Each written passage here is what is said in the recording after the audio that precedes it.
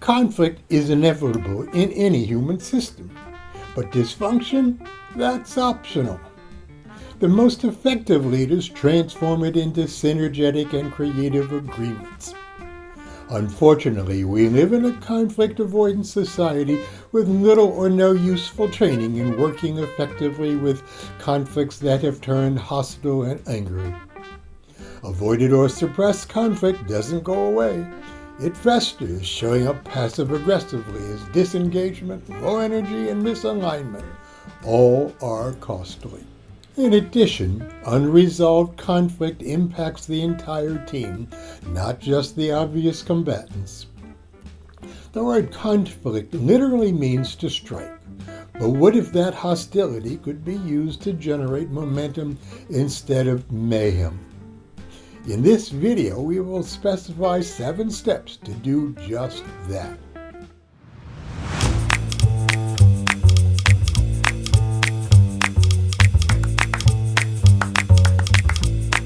Hello, I'm Dr. Michael Broom, CEO of the Center for Human Systems. I've supported leaders and their teams to success for over 45 years now.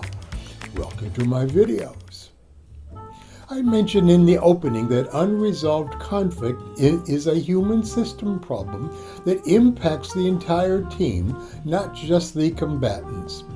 It's best then to resolve conflict within the team setting. Setting them off to resolve it on their own rarely, if ever, works. They typically don't have the skill to do so, nor is the impact on the team resolved. I was called in to resolve an ongoing conflict ostensibly between 2 ladies on the floor of a light manufacturing outfit. After interviewing the entire 12-person team, I discovered the team had split into 3 factions.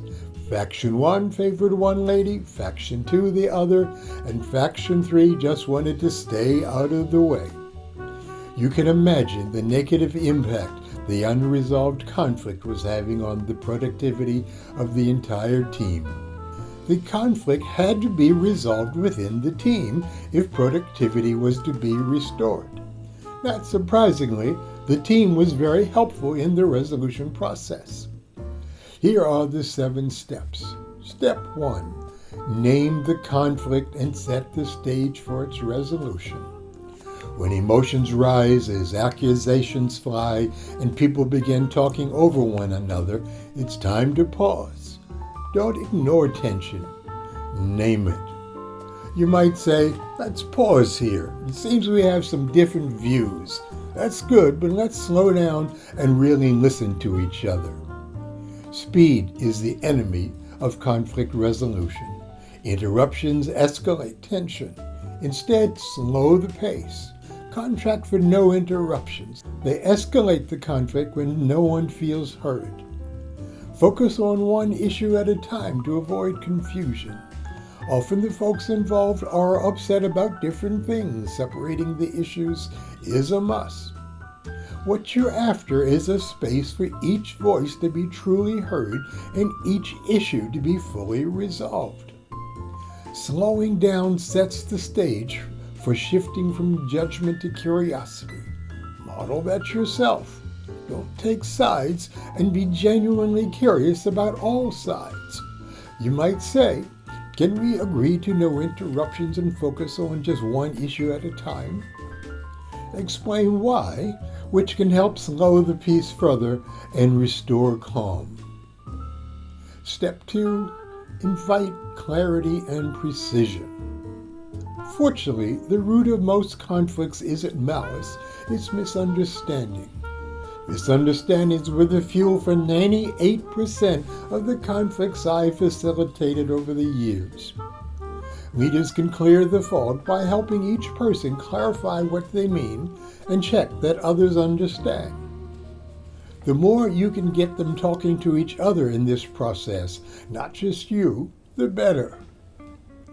Too often people erroneously assume that what they've said was understood the way they meant it. In a rush, one might have said to the other, "Get this done right now."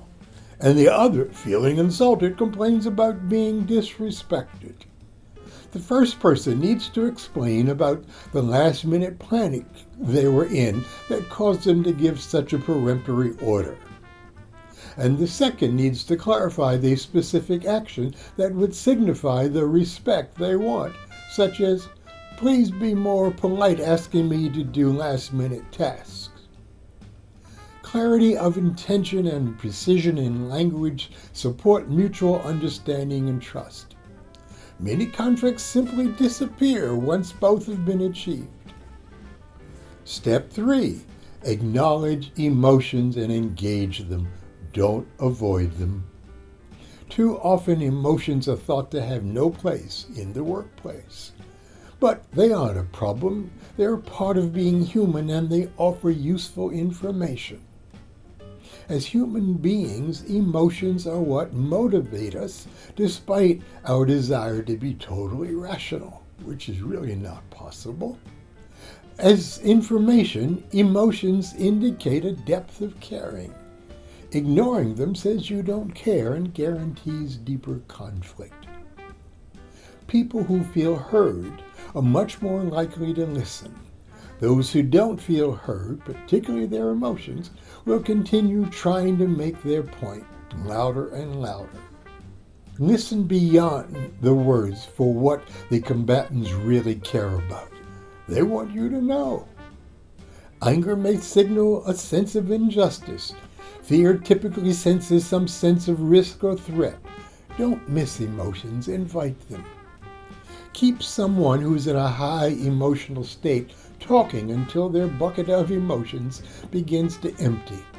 At that point, they can begin to once again discuss cogently the issues at hand. For example, you might say, "It sounds like this is really frustrating for you. Can you say more about that?" In the meantime, don't allow the other party to interrupt. Let them know that they'll have their turn to share what's going on with them.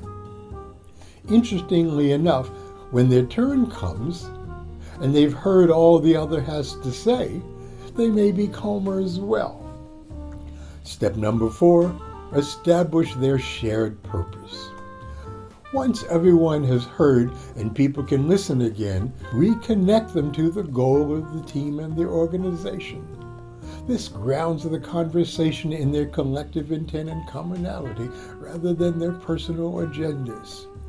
You might ask, how can we resolve this in a way that supports our team's purpose? And how can we help each other out here? Step number 5, facilitate agreement building. Help the combatants co-create solutions. Ask what each person wants from the other and what they're willing to offer in return.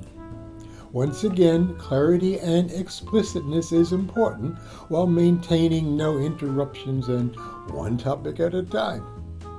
As discussed earlier, engage the entire team in the co-creation process. A team is much more likely to develop useful solutions. Besides, they are really involved as well.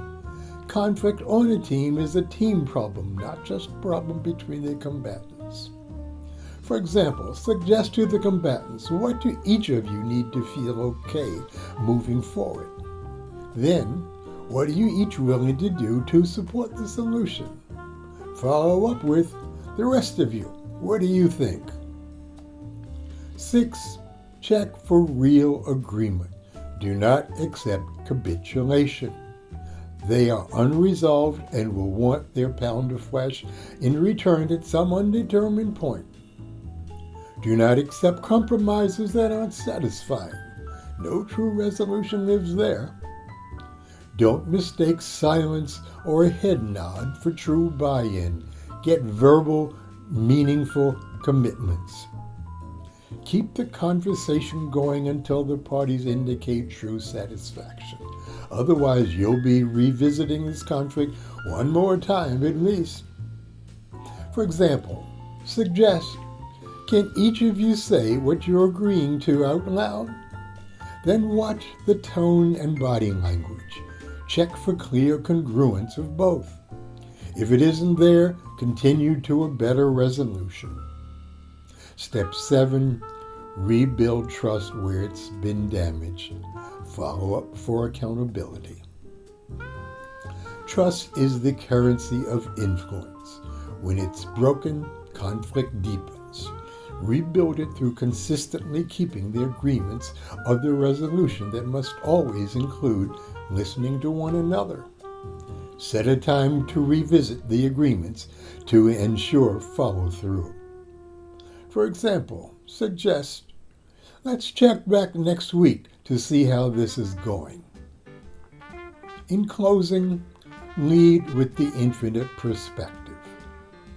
Conflict invites a choice between the finite game of people proving that they are right and the infinite game of building healthy teams and human systems. Choose the path of understanding, ego management, and mutual satisfaction. When handled well, conflict becomes a gateway to deeper alignment, stronger trust, and better performance. Your role isn't to eliminate conflict, it's to use it. From the differences of conflict can come synergy and creativity if those differences are used wisely, patiently, and with purpose. Leaders who resolve conflicts don't just restore peace, they unlock potential. Take care and thanks for watching.